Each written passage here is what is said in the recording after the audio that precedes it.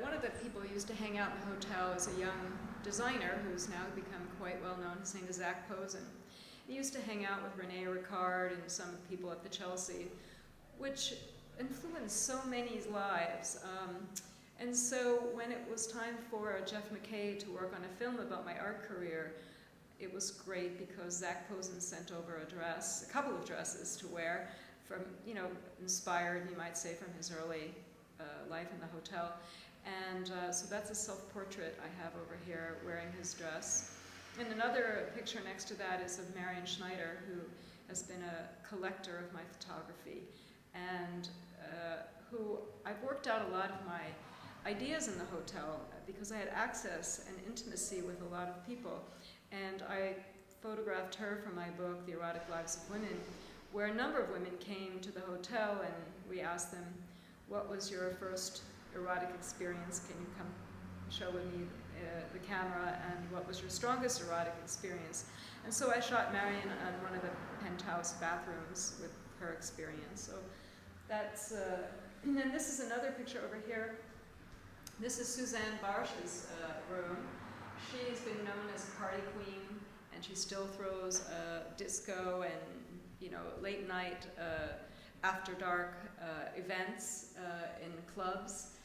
And this is from her room because the Park Avenue magazine came to New York and did a story on 5 of us artists in the hotel.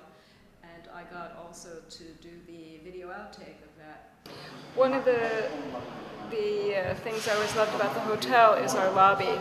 Our lobby is like our living room. You can sit here and read a book, or you can look up and engage people. You'll meet people from all over the world. I met a curator of the Russian photography museum one day, and the next day you'll meet someone else. So it's a great place for, you never feel alone in the hotel. The public can walk in and take a quick look or a snapshot, and if they try to, hang around too long, then they're asked what their purpose is in a nice way, and asked to move on. This is the famous Gothic staircase at the Chelsea Hotel. It's been here since 1884, and it rings 10 floors, and many artists were either collected or left their work behind. This is a Horoya painting. Unfortunately, he died, but he was a good friend of mine, and he lived across the hall for a couple of years. And it's just fantastic when you weave your way up to see the different works. So you don't take the elevator? Generally, I take the elevator, but sometimes just feel like walking down. It's so beautiful. We have a fantastic skylight. This is the room next to mine. This was Virgil Thompson's. This is a complete intact presentation of Virgil Thompson's room. And he lived in the hotel for over 50 years, and he was a famous music critic, and people made pilgrimages to talk with Virgil. Now, Philip Taffy moved into this apartment after Virgil died, and one of his agreements as moving in was to keep this memory alive. As times changed, Stanley Bard, who'd been overseeing the hotel for over 50 years, and his family, which is how I was brought into the hotel, the new plan is to make the hotel have more boutique rooms, raise rents, and they have certainly enacted that by asking all the commercial people, like the dentist who'd been there for many, many years, to pay a higher rate, and they've left. And so they've been renovating the rooms to be like this, more of a boutique feel to them. And this is what we're living with. We don't know the future. I'm one of the last remaining that will be living there as a full-time person. But we're going to live there a while yet, so there will be an artist community certainly for the next 30 years generation.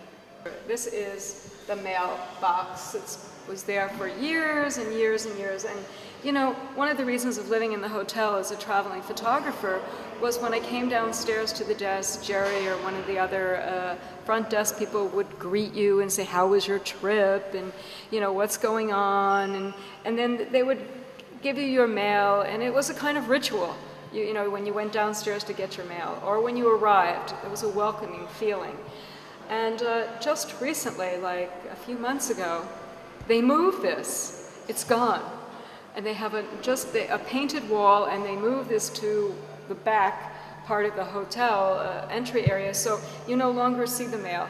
It's like, you know, everything is email, and you know, this history is slipping away. This is Miss Amelia. She came to the hotel as a rock singer and met Norman Ghazi, one of fellows who's lived in the hotel for a long time, and became a burlesque star. And now they left the hotel and have opened the first burlesque place in Shanghai, and I wish them all the luck. So many people have gone on from the hotel and lived creative lives as well.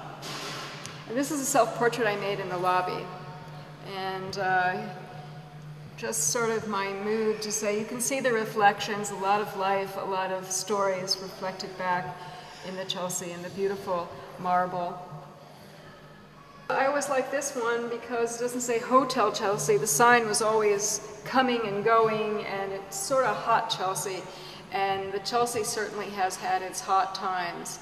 It's had a lot of great actors and actresses live there. It's had seen a lot of sex and drugs and rock and roll.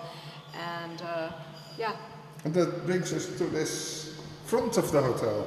There's a picture of Timur, one of our bellhops, and I thought it was sort of cool. He says that he taught Dee Ramone, Johnny B. Good, and that they jammed in the hotel. There's always time for the artists, and some of the more famous ones that came to the hotel, to hang with some of the local people who stayed there, and for this mix of creativity to pass through. Looking back at your staying in the hotel, will you always want to be in New York, or are you planning on traveling, or do you travel a lot? I do travel a lot. I am thinking, another person said, what next now? What if the hotel were to be gone? You know, what's the next thing? And also as it's changing its mood. This is something a lot of artists do, artist residencies around the world. I might look into that. I think I keep my eye open for another neighborhood, another place where artists gather. I just don't know where yet. But I do like that interaction. I think I'm addicted now, huh? This exhibition is on until the 27th of September. You are here this weekend, so that means this show is broadcast on Friday and Saturday. When are you leaving Amsterdam? I'm leaving Amsterdam on Monday.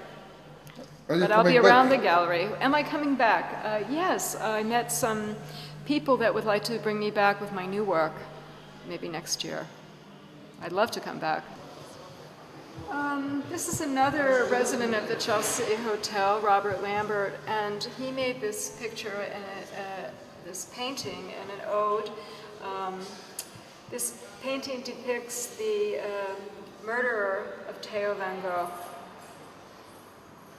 And, you know, one of the things about the Chelsea, it's one of the last places for alternative ideas to get out and to express ourselves in this sort of art group setting.